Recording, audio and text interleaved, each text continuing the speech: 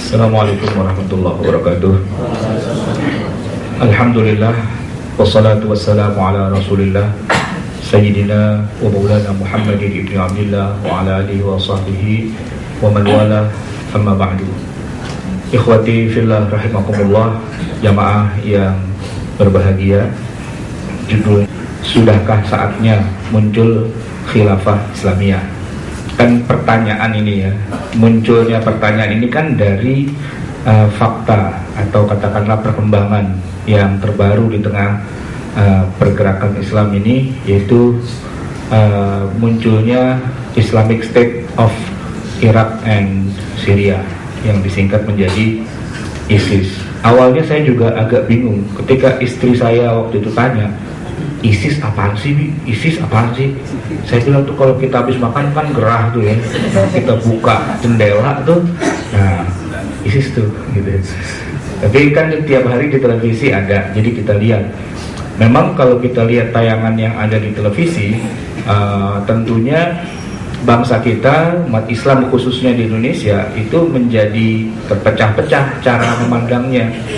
Sebagian tentu ada yang pro, ya tidak bisa dipungkiri, tapi sebagian lagi ada yang tidak pro alias menentang.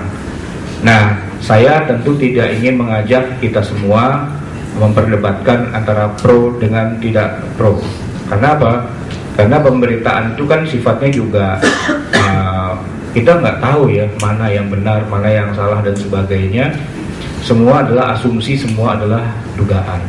Nah, saya ingin mengajak kita semua sedikit menjauh dari pemberitaan simpang siur dan sebagainya itu, tapi mari kita bicara yang aslinya saja, yaitu bagaimana Islamic State menurut syariat Islam itu sendiri.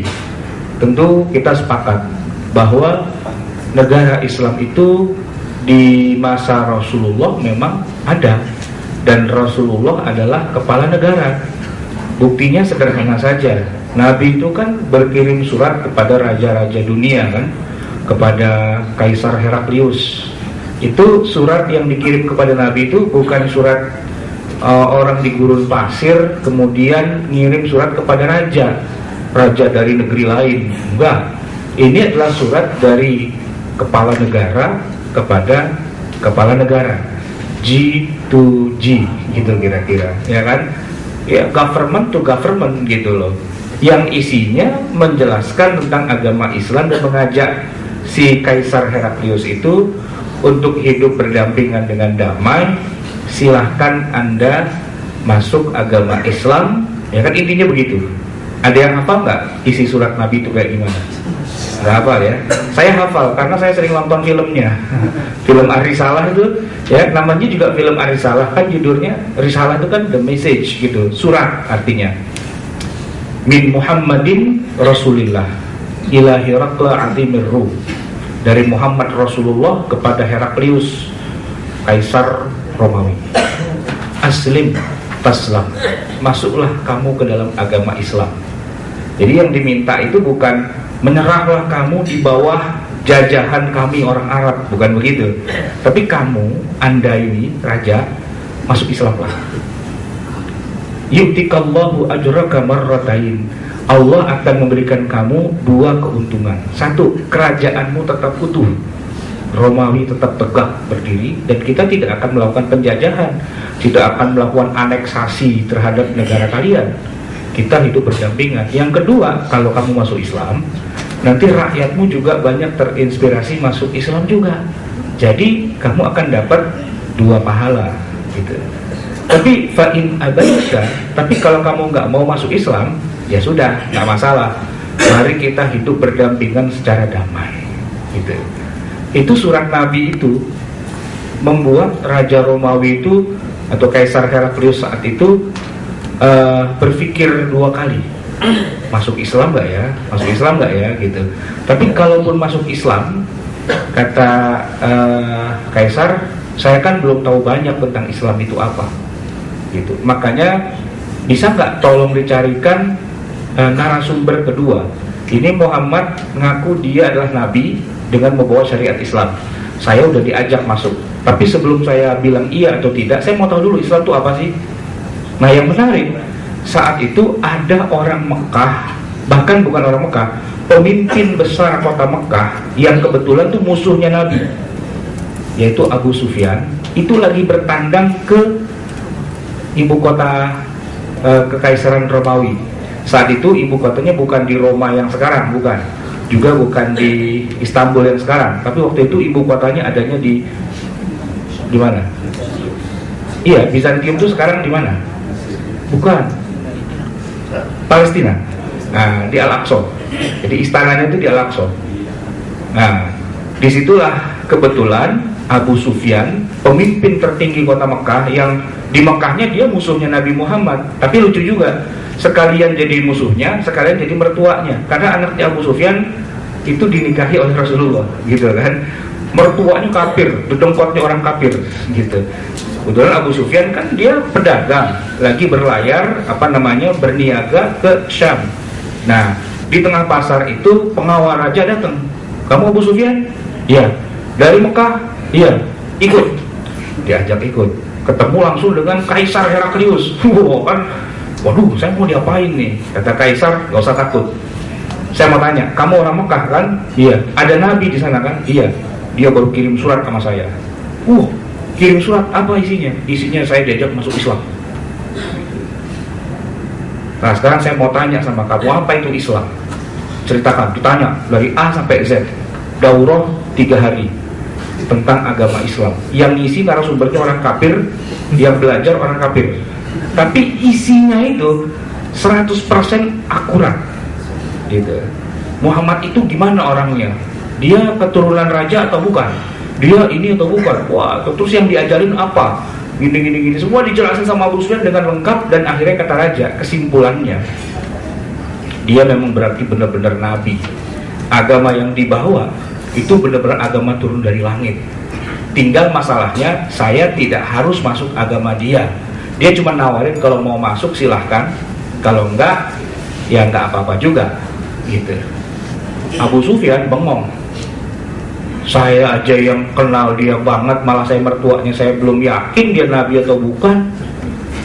Kata Raja Heraklius, kamu gak akan bisa yakin. Orang Arab itu gak kenal agama Samawi, tidak ada nabi di sana, tidak ada kitab suci. Nabi dan kitab suci itu turunnya emang di sini. Semua nabi Bani Israel itu adanya di Palestina. Budaya kita itu mengenal nabi dan rasul, mengenal syariat turun dari langit. Dan memang kita sudah tahu bahwa akan ada nabi terakhir, yang semua cirinya barusan kamu sudah cerita, itu ada dalam Injil kita. Jadi kalau masalah dia nabi apa bukan, saya yakin banget dia itu nabi memang. Cuma dia nggak maksa saya. Jadi ya saya masih mikir-mikir dulu lah mau masuk Islam apa enggak. Itu kata Kaisar Heraklius.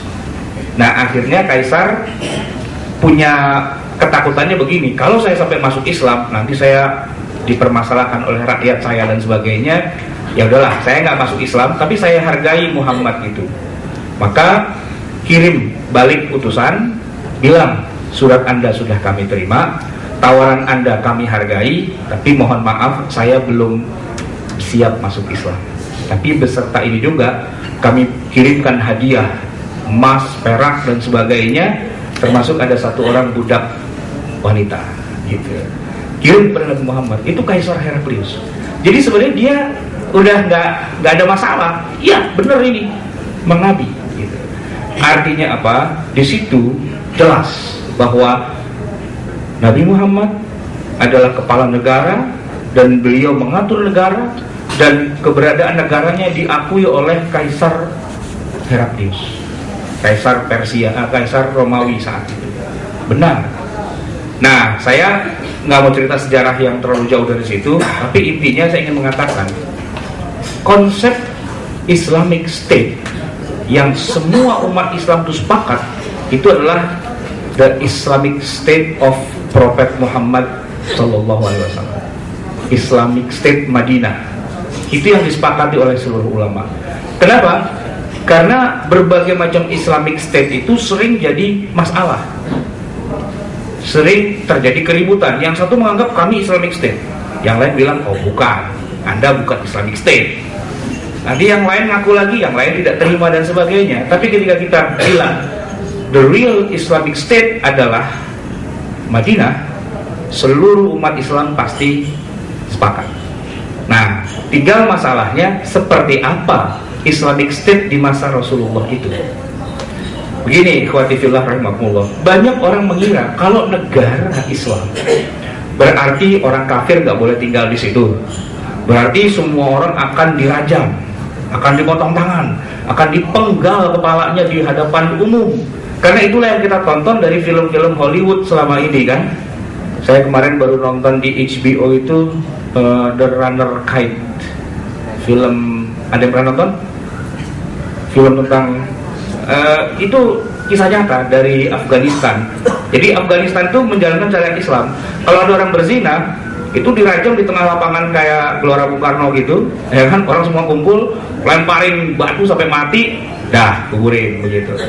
Gambaran-gambaran seperti itulah yang selama ini kita kenal. Jadi kalau kita dengar istilah negara Islam, pasti orang gambaran itulah udah serem, ya kan?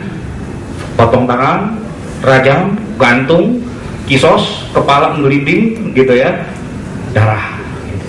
Makanya kalau saya melihat kita di umumnya bangsa Indonesia, kalau ditanya setuju gak negara Islam, itu rata-rata tergantung ya. Kalau dia doyan ngaji gitu, ya doyan ngaji, sering ikut pengajian, mungkin dalam hati setuju sih, tapi ya pakai ada tapinya.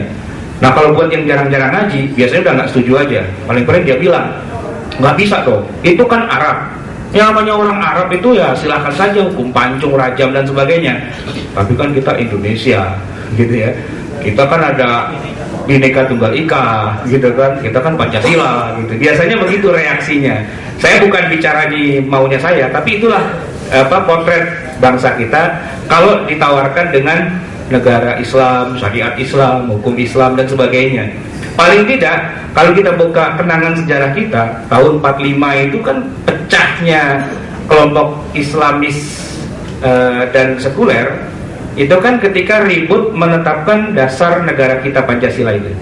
Tanggal 18 Agustus waktu itu kita sepakat dasar negara kita Pancasila. Sila pertamanya itu nggak seperti yang sekarang, masih ada tambahannya, ketuhanan yang Maha Esa.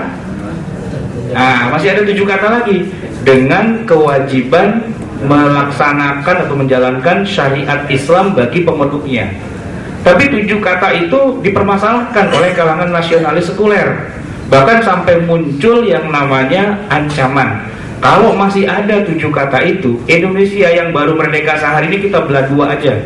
Indonesia Timur itu sekuler, Indonesia Barat, nah itu pakailah tuh hukum Islam gitu.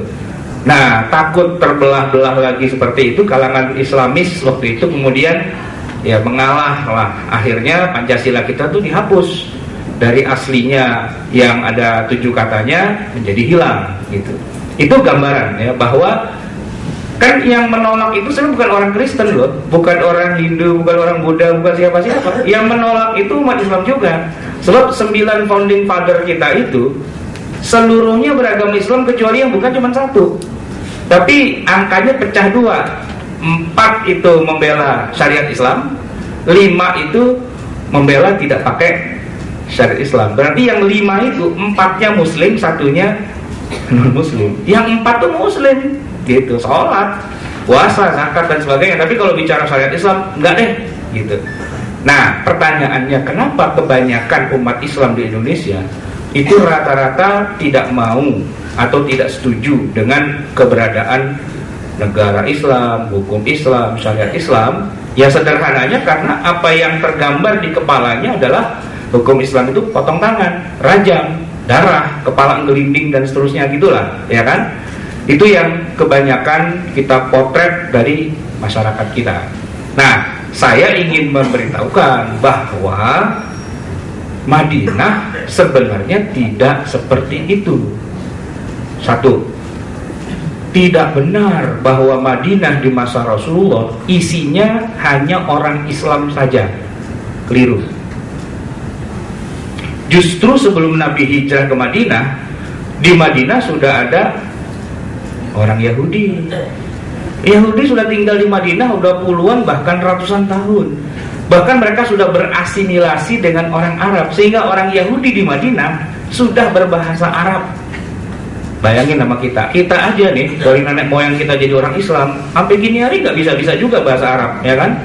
Orang Yahudi tinggal di Madinah, dia bisa bahasa Arab. Ontaknya orang Yahudi saja bisa bahasa Arab.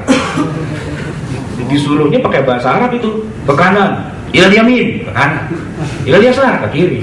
Kalau lurus apa? Ihdinas siratal mustaqim. Nah, ketika Nabi hijrah datang ke Madinah, orang Yahudi itu tidak diusir, Pak. Enggak. Malah dirangkul oleh Nabi, kemudian diajak bikin negara dengan platform, ya. Kalau kita di sini Pancasila, di sana namanya Sahifatu Madinah, Piagam Madinah. Jadi Nabi membangun Madinah itu bersama dengan orang kafir, bukan Islam doang. Orang kafir minggir. Kalau Madinah dikatakan kota suci, orang kafir nggak boleh masuk, itu kan hari ini, ya kan? Kota Mekah, kota Madinah adalah dua kota suci, orang kafir nggak boleh masuk sekarang.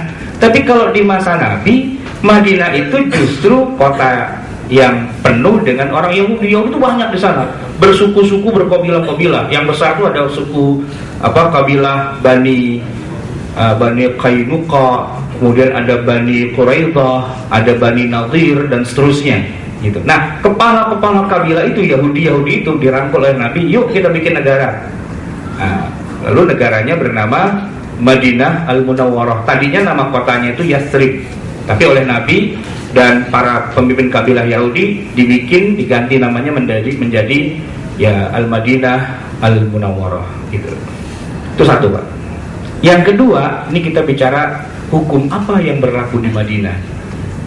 Banyak orang mengira Madinah di masa Rasulullah itu pakai hukum Islam saja, padahal kurang tepat. Iya, hukum Islam dipakai, Quran dipakai, tapi Quran itu hanya berlaku buat penduduk yang Muslim, gitu. Nah, kalau penduduknya Yahudi nggak pakai Quran, Pak, nggak pakai Quran. Yang Yahudi pakai apa? Iya, pakai Taurat, gitu. Nah, selain Yahudi, yang non Muslim itu ada Nasrani. Kalau Nasrani pakai Injil, gitu. Nanti ada penyembah berhala, ya pakai hukum mereka lah, hukum adat mereka. Kalau ada penyembah api, orang-orang Majusi, yaitu pakai hukum mereka. Jadi walaupun Nabi itu kepala negara, dan kalau di masa itu kan belum ada pemilahan 3 kekuasaan gitu ya, trias politika belum ada. Jadi ya dia kepala negara juga, dia hakim juga. Jadi kalau ada masalah-masalah, nah, yang memutuskan perkara itu adalah ya kepala negara langsung. Kalau yang bermasalah ke pengadilan itu Islam dengan Islam bersengketa, ya sudah, hukumnya pakai Quran. Tapi kalau yang bersengketa Yahudi sama Yahudi, ya pakai Yahudi. Itu kalau persengketaan. Kalau pelanggaran-pelanggaran, misalnya berzina gitu ya, kalau Muslim berzina dibawa ke pengadilan, ya hukumnya pakai Quran. Kalau Yahudi berzina, pakai Taurat gitu.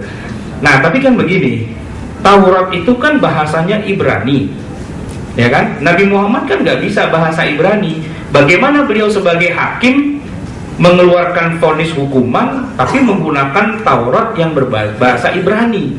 Kan nggak ngerti kan beliau. Kalau Quran ya bahasa Arab, tapi kalau Taurat kan pakai Ibrani. Gimana caranya? Ya, pemimpin Yahudi itu kan ada rahib, ada pendetanya. Itu dipanggil ke pengadilan menjadi saksi ahli.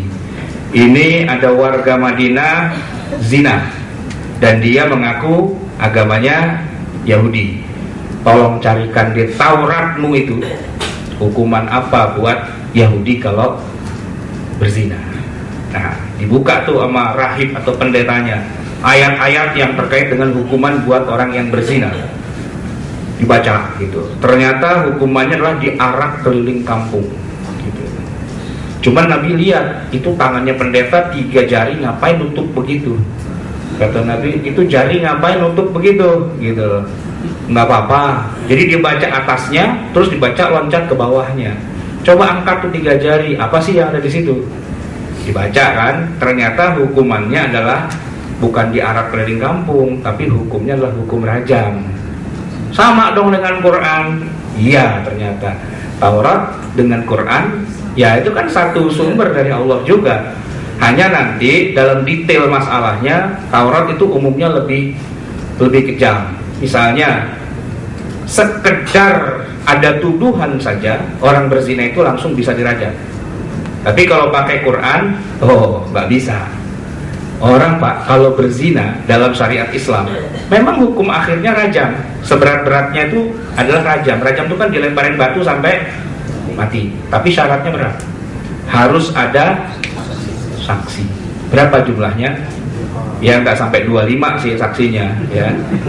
4 orang saja cukup. Tapi syaratnya saksinya harus berkualitas. Satu, dia harus muslim. 4 orang saksi itu harus muslim, laki-laki semua, sudah baligh, ya kan, tidak buta, tidak picek, gitu kan. Nah, ini syarat berikutnya lagi, melihatnya harus bersama-sama dalam waktu yang sama. Jadi hakim akan tanya, bagaimana cara Anda melihat mereka berzina? Ngintip Pak Hakim. Oke, berapa lubang buat ngintipnya? 1. Oke. 4 orang saksi maju ke depan, cambuk semuanya 80 kali. Kenapa? Karena nggak sah persaksian. Loh kok gitu? Kan kita semua melihat, tapi nggak dalam satu waktu yang sama. Berarti kalau mau ngintip itu bolongannya harus ada 8. Karena matanya harus 2. Kalau begini nggak nyaksikan. Kalau cuma 1 mata tuh nggak saksi. Saksi itu harus 2 mata. Jadi lubangnya ada 8. Bikin dulu lubang buat ngintip 8 biji, baru bisa jadi saksi. Dan yang dilihat tuh nggak boleh cuman orang laki, orang perempuan di balik selimut goyang-goyang. Nggak bisa, nggak sah itu. Harus melihat kemaluan laki-laki masuk ke dalam kemaluan perempuan. Nggak mungkin kan? Nggak mungkin. Dan memang tidak pernah terjadi di masa Rasulullah. Tidak pernah ada orang dihukum rajam gara-gara berzina karena adanya 4 orang saksi. Tidak pernah terjadi. Berarti Nabi nggak pernah merajam dong? Pernah. Tapi bukan karena ada saksi, karena minta sendiri. Dan itu pun cuma 3 kali. 1, Ma'iz, sahabat Nabi itu, sahabat dia berzina. Dia ngaku, ya Rasulullah, saya berzina. Kata Nabi, lagi mabok kali ente? Enggak ya Rasul, gitu. Mungkin nggak sampai masuk kali, masuk ya Rasul, gitu. Jadi ente sadar. Terus saya minta dirajam ya Rasul. Ya sudah, dirajam kan. Baru batu lemparan pertama bertak kena jidatnya, dia langsung kabur. Gitu. Woi kabur. Diuber-uber sama para sahabat yang melempar itu. Nah, cuman kan itu baru tumben ada rajam di masa Rasulullah. Jadi para sahabat juga belum tahu. Mestinya kalau dia kabur, udah biarin aja, jangan diuber.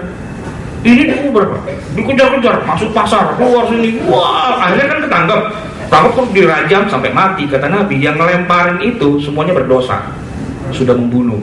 Kenapa?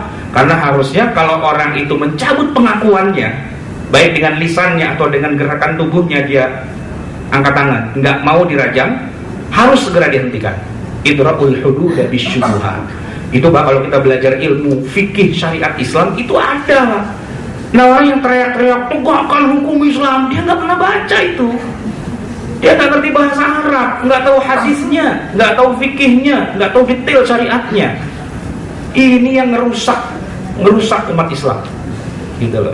Dia teriak-teriak aja syariat Islam, yang rujukannya film Hollywood.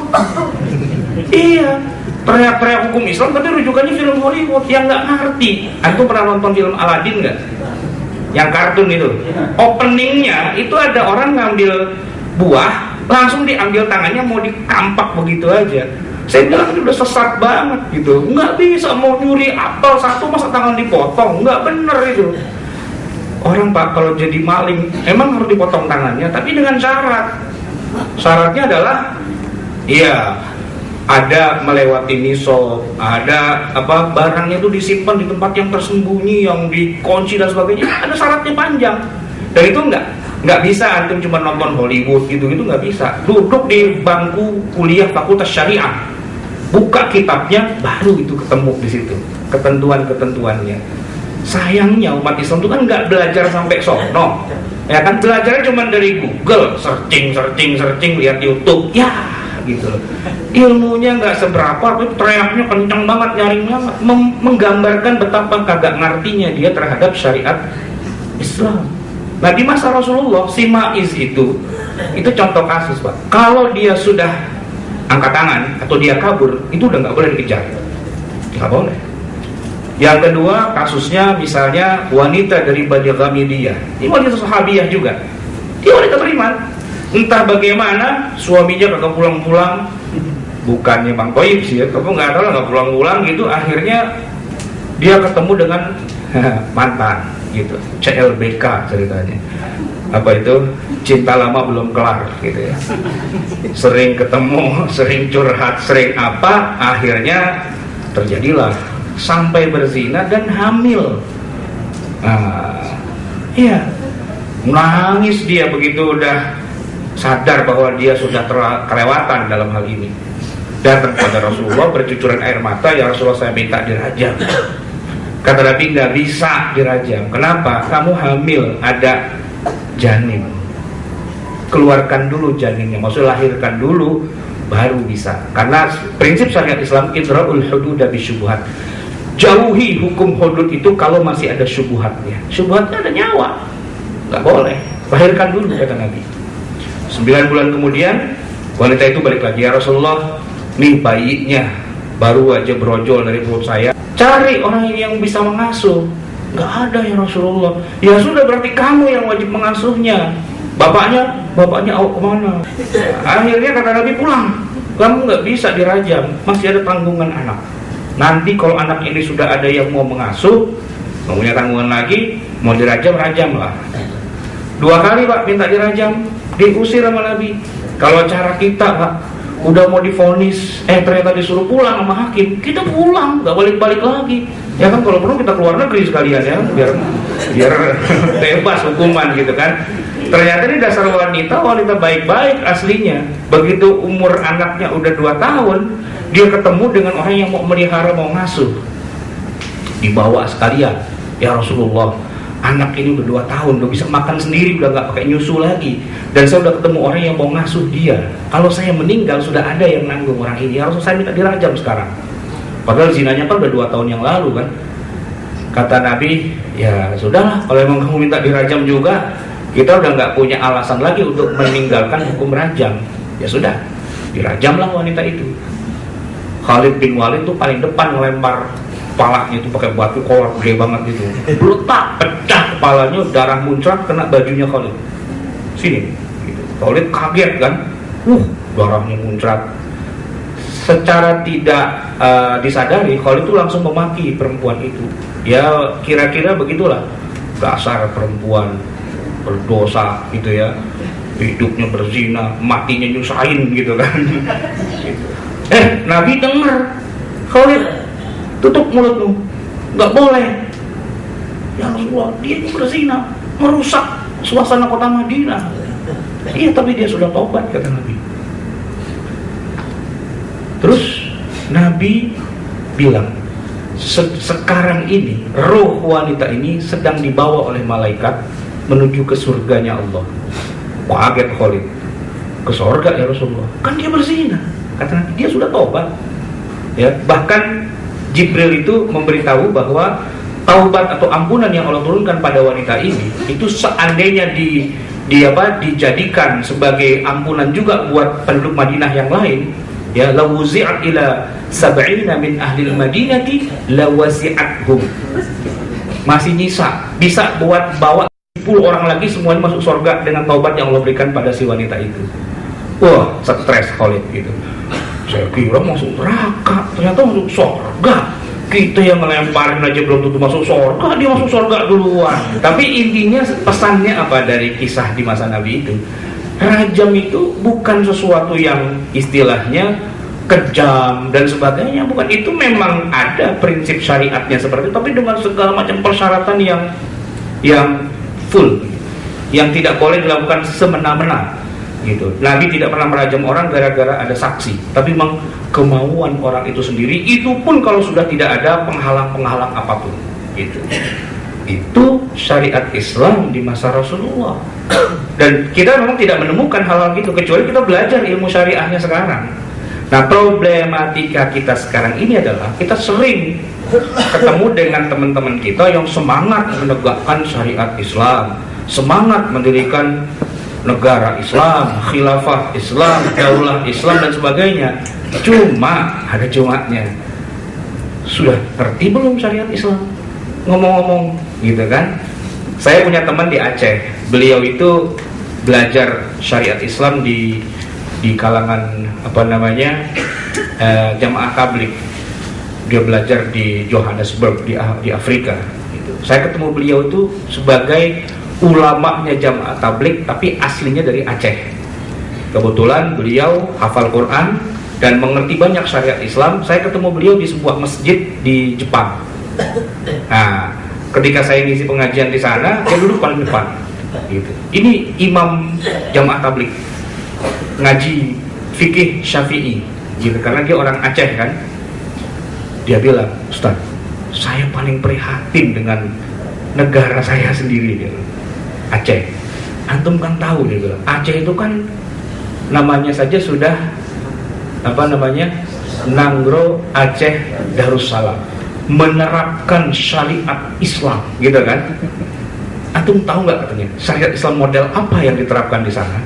Kalau ada orang berzina, Ustaz, gitu ya, mau dia muhson ghairu muhson, itu hukumannya dipukul 2 kali, suruh pulang. Saya bilang, hukum kayak gitu dapatnya dari hadis yang sebelah mana ya? Itulah yang saya tertawa terbahak-bahak gitu. Karena di sana ternyata ahli hukum syariahnya malah nggak ada. Perang bertahun-tahun pengen bikin negara Islam pakai hukum Islam, tapi nggak menyiapkan orang yang ahli dalam syariat Islamnya. Akhirnya ya seperti itu jadinya. Dan ketika kemarin istri saya ini ceritanya dulu kuliah di Fakultas Syariah, jurusan hukum dan syariah, Qanun and Syariah gitu ya, Islamic Law, di Pakistan, di Islamabad gitu. Saya bilang, Islamabad atau Pakistan itu kan negara Islam. Iya sih, maunya negara Islam. Soalnya dulu itu kan aslinya adalah wilayah India. Orang Islam di India pengen bikin negara sendiri biar mereka bisa menjalankan syariat Islam. Terus saya tanya, ada nggak hukum Islam di sana? Boro-boro ada, katanya. Nggak ada. Kita nggak punya ahli dalam bidang syariat Islam, nggak berjalan. Yang terjadi malah kehancuran, peperangan, persaingan antar kelompok dan sebagainya. Bahkan di sana lucu, Pak. Kalau kita kan di sini pilpres ya, kan ada coblosan, kemudian penghitungan, kemudian kalau ribut-ribut kita ke MK gitu kan ya. Kalau di sana Pak ribut-ribut nggak ke MK, ya AK 7 gitu. Lu curang lu, tembak der mati gitu aja, sederhana. Jadi dia irit biaya gitu. Tapi maksud saya begini, negara itu awalnya didirikan maksudnya biar bisa menjalankan syariat Islam. Tapi karena SDM-nya, rakyatnya, pemimpinnya, ulamanya dan sebagainya belum menguasai apa itu syariat Islam, akhirnya ya jadi seperti itu. Jadi negeri yang berdarah-darah saja isinya. Padahal Rasulullah SAW itu membangun Madinah nggak pakai darah, Pak, nggak pakai tembak menembak dan sebagainya, enggak. Bahkan orang Yahudi pun diajak, Yahudinya mau lagi diajak bikin negara Islam itu, Madinah itu, the Islamic State of Prophet Muhammad SAW, berjalan dengan baik gitu.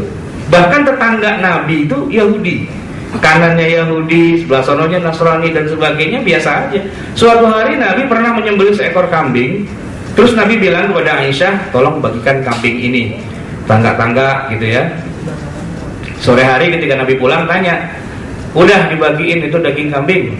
Udah ya Rasulullah, pokoknya RT kita mah semua makan kambing hari ini gitu kan. Tapi mohon maaf ya Rasulullah, satu tuh tangga kita yang itu nggak saya kasih, kata Aisyah. Kenapa ini? Yahudi dia. Terus kalau Yahudi bukan tetangga kita gitu, ya ini kan beda keyakinan, beda akidah gitu loh. Kata Nabi, ini urusan bukan urusan akidah. Saya ingin bersedekah. Bersedekah itu kepada siapa saja. Jangankan Yahudi, anjing kita kasih makan, dapat pahala kita. Kata Nabi, masih ada sisa kambing buat saya, masih ada ya Rasulullah, kalau buat anda ya saya siapin. Nah itu anterin ke rumah Yahudi. Jadi dalam syariat Islam tuh orang kafir tuh tidak sepenuhnya, tidak semata-mata tuh kafir harbi yang harus digebukin, dibunuh dan sebagainya. Ada kafir harbi. Kalau kita lagi perang Badar, ada kafir harbi. Ya kan, perang Uhud, perang Khandaq dan sebagainya. Tapi di dalam kota Madinah tuh banyak orang kafirnya juga. Dan hidupnya damai. Itu yang disebut dengan kafir zimmi. Apa sih arti kata zimmi itu?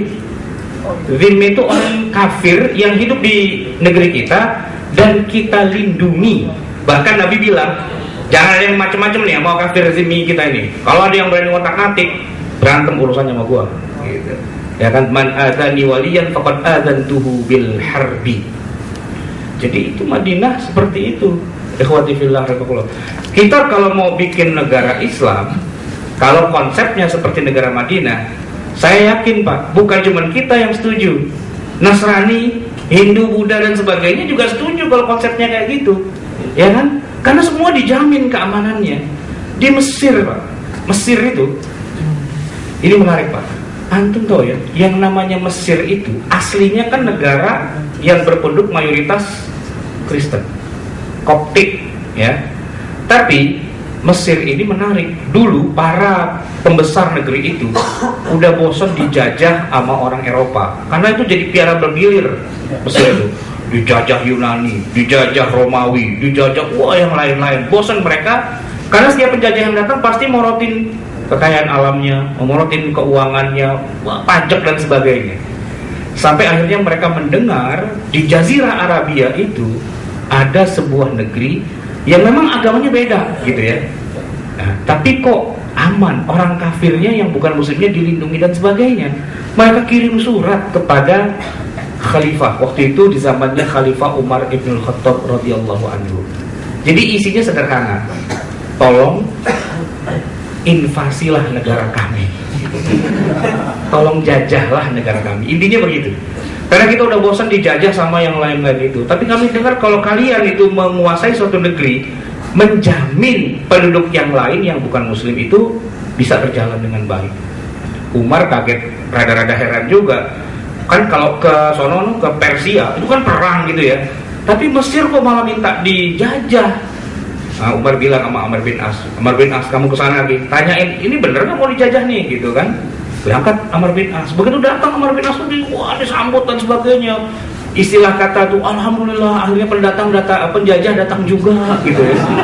Amr bin As juga bingung, nafsu banget kita dijajah.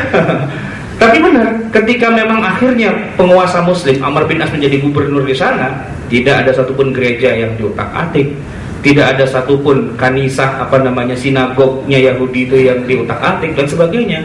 Bahkan ada satu riwayat ini cukup lucu juga ya.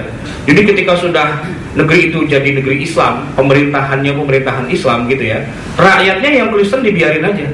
Mau masuk Islam ya silahkan, tinggal baca kalimat syahadat. Nggak mau ya nggak apa-apa. Pokoknya kalian hidup aman, bebas, nggak ada pajak, gitu. Ada kejadian lucu di tengah Fustat itu di Mesir itu ada sebuah gereja besar yang menjadi kebanggaan rakyat Mesir. Dan di depan gereja itu ada patung Bunda Maria raksasa, gede gitu. Tiba-tiba hidungnya gompal, nggak ketahuan siapa yang gompalin itu, ya. Begitu pagi-pagi, hidungnya Bunda Maria gompal, ribut gitu kan. Dengar nih Khalifah gubernur Amr bin As kumpulin semua ketua dirut ya, ada PU, ada apa semua kumpul gitu kan. Kata Amr bin As, urusan siapa yang gompalin nomor 2, nomor 1 bangun dulu tuh, benerin dulu hidungnya gitu. Langsung dikeluarkan anggaran biaya negara untuk segera membangun ulang hidungnya patung Bunda Maria yang gompal. Kalau perlu bikin lebih mancung dikit biar lebih cakep lah bagaimana gitu. Artinya kita bertanggung jawab, jangan sampai terjadi hal-hal yang membuat orang memandang bahwa Islam itu ingin melumat semua agama yang ada. Dan hari ini gereja-gereja di Kairo, di Mesir itu masih ada Pak. Dan muslimin di sana konsentrasinya tuh lebih banyak Indonesia. Indonesia ini kan 83% muslim ya, sisanya ada Kristen, Katolik Mesir Pak, Kristennya lebih dari 20%. Lebih dari 20%. gitu. Walaupun di sana ada Al-Azhar, tapi mana ada yang namanya piramid. Piramid itu kan Firaun kan, ada nggak yang dirusak? Nggak ada. Kalau hidungnya Sphinx itu gompal, itu karena memang udah kemakan zaman, udah 4000 tahun gitu ya. Tapi nggak ada fatwa ulama di Mesir itu yang bilang hancurkan itu Sphinx dan piramid itu kuburan musyrik gitu. Nggak ada yang bilang begitu. Tetap masih ada sampai sekarang itu patung itu. Kita di Indonesia kita juga ketika kan sebelum adanya penjajah Pak di Indonesia, hukum Islam kan sudah berlaku di Indonesia. Ya, Samudra Pasai itu kesultanan Islam dan menjalankan syariat Islam, potong tangan, rajam, ada. Di Jawa ada Wali Songo bikin negara, Demak, Bintoro. Walaupun nggak lama pecah gitu ya, kemudian muncul Islam di Pajang. Pajang hancur, muncul lagi Mataram Islam yang sekarang itu keratonnya ada di alun-alun kota Jogja. Itu nama negaranya aja Ngayogyakarta Hadiningrat, ya kan? Sultan, menambah pemimpinnya Sultan, bahasa Arab itu Pak, bukan presiden, bukan perdana menteri, tapi Sultan, dan gelarnya Sayyidin Panotogomo gitu. Jadi itu negara Islam itu. Saya 2 tahun yang lalu ke keraton Jogja, masuk ke dalam, saya minta gaibnya orang Kristen. Gaib di keraton itu orang Kristen, tua, pakai belangkon gitu kan, keliling kita. Sampai satu area itu dia bilang, di sini dulu Sultan melaksanakan hukum rajam, hukum kisos itu di sini. Saya bilang, yang benar Pak, ini kan kerajaan Jawa. Iya, tapi Jawa tapi Muslim, katanya. Pak, Bapak kan, mohon maaf nih Pak, Bapak kan bukan Muslim. Emang benar Pak? Ya emang itu kenyataannya. Itu kerajaan Islam, kerajaan Jawa itu kerajaan Islam. Kalau ada orang Jawa kok agamanya bukan Islam, murtad berarti dia. Murtad dari kejawaannya sebenarnya kan. Karena orang Jawa itu agamanya sesuai dengan raja, ya kan? Apapun kata raja ya lihat aja, abdi dalam di keraton itu kan bawaannya kalau melihat raja udah mau ngesot aja kan gitu. Nah, keraton Jogja itu keraton Islam ternyata, dan pernah berjalan syariat Islam di sana, gitu kan. Cuma yang jadi masalah setelah kita dijajah, hilanglah itu syariat Islamnya, ya kan? Hilang syariat Islamnya. Tapi pertanyaan saya adalah, apakah Candi Borobudur itu kemudian hilang di masa-masa pemerintahan Islam? Enggak. Perambanan masih ada, semua masih ada, karena memang syariat Islam itu tidak turun untuk menghancurkan semua benda-benda itu, gitu loh, tetap dihormati, gitu. Itu kalau kita belajar hukum Islam seperti itu. Nah, yang nggak belajar, begitu punya kekuasaan, punya tembakan, bom, jedar, ini orang nggak ngerti syariat Islam sebenarnya. Tapi lebih sering nonton film Hollywood, gitu. Jadi Islamnya Islam versi Hollywood yang nggak ada rujukannya. Dan Hollywood ketika bikin kayak gitu, maunya ya untuk menjelek-jelekan agama Islam, gitu. Nah, itulah ikhwati fillah rahimakumullah. Kita nggak nolak kalau ada negara Islam, tapi negara Islamnya yang seperti Rasulullah. Dan kita punya kewajiban menjelaskan seperti apa negara Islam di masa Rasulullah itu. Sampai orang kafirnya pun itu minta dijajah oleh kita. Kalau sekarang kan kebalik, boro-boro orang kafir minta negara Islam, orang Islamnya saja ogah kok pakai negara Islam. Kenapa? Karena yang tergambar di kepalanya adalah Islam itu kejam, Islam itu berdarah-darah dan sebagainya. Makanya saya sebenarnya nggak terlalu khawatir kalau ISIS itu ada di Indonesia, itu nggak khawatir. Maksudnya propagandanya itu nggak khawatir. Yakin deh, nggak ada yang mau gitu loh. Siapa yang mau? Propagandanya kepala orang diteng-teng gitu kan. Artinya kalau negara Islam berdiri, nih ntar nih kita potong-potongin kepala orang, ya siapa yang mau gitu loh. Saya justru khawatir ISIS yang ada di mana, di Irak itu malah akan dikerjai sama orang-orang di Indonesia. Kenapa? Karena kan mereka memang kebetulan punya pasukan, punya tentara dan sebagainya, bisa menguasai ladang-ladang minyak. Itu artinya apa? Duit kan? Duitnya banyak. Nah, orang Indonesia tuh pinter-pinter gitu. Buy up gitu kan? Taruh di YouTube gitu. Maksudnya biar apa? Ini kan cuma politik aliran, maksudnya aliran dana gitu kan, biar sampai ke sini gitu loh. Begitu dana macet berhenti, itu sudah sering terjadi Pak. Waktu zaman Al-Qaeda gitu juga. Al-Qaeda kan duitnya banyak tuh. Di sini wah Al-Qaeda, gambarnya Usama bin Laden kan di mana-mana kan. Iya, waktu itu kenapa? Karena duitnya ngalir. Begitu duitnya berhenti, ngapain gue pakai kaos Usama, udah nggak ada duitnya kok. Jil gitu juga Pak, gitu. Kemarin-kemarin kan kita ribut, wah jil gitu kan. Ya itu kan ketika dolarnya ngalir, coba dolarnya berhenti, selesai tuh jil. Syiah gitu juga Pak. Dari mana sih duitnya? Iran tuh banyak minyak di sana. Begitu Iran stop, Syiah berhenti di Indonesia. Orang Indonesia tuh paling-paling Pak. Paling-paling gitu loh. Iya Pak. Ya kan tahu kan prestasi kita kan ketika terjadi tsunami di Aceh, ya kan, dana dari seluruh dunia tuh datang ke Aceh. Pertanggungjawaban wallahu a'lam bishawab. Iya itu, makanya saya bukan khawatir ISIS bisa menyebar di Indonesia, saya khawatir ISIS di Irak itu akan dikelecehin semua sama orang Indonesia. Iya, kenapa? Karena pinter banget bikin proposal ya, bikin laporan palsu, bikin apa dan sebagainya. Wah, pengikut ISIS di Indonesia udah sekian puluh ribu gitu kan. Itu angka nggak usah takut. Kenapa? Itu buat ngebohongin yang di sono sebenarnya.